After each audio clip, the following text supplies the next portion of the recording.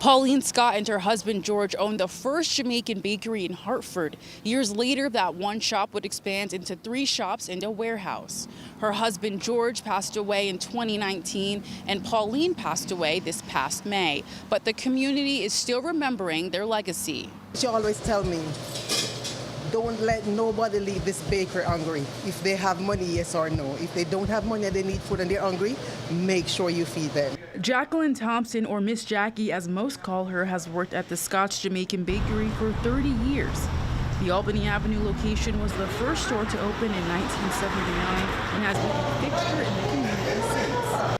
Pauline and George Scott's daughter, Rachel Bear Scott, said her parents wanted the bakery to feel like home for customers. It was not just feeding family, which it was certainly about, and not just about hiring Jamaicans, which it was certainly about, but it was about being a presence in the community that allowed people to feel at home. Both Pauline and George made it a point to invest in the neighborhood and connect with people. That's one of the reasons why that garden out in front of the Albany Avenue Bakery was such a big deal for my mother in particular.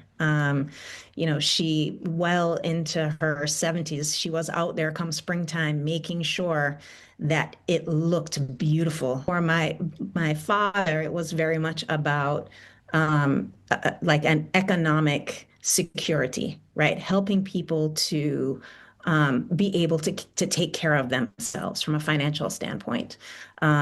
And that was why he sort of created helped to create the West Indian Credit Union, for example. Though her parents won't be there anymore to greet customers and give back to the community, their spirit will live on inside the walls of the bakery. And Rachel says she'll always remember the love her parents had for each other.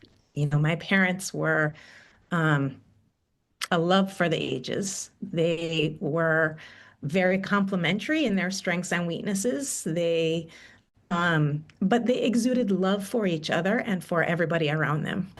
Pauline Scott's funeral will be held this Saturday. The family asked that instead of flowers, if you're looking to donate, you should contribute to the Hartford Foundation for Public Giving.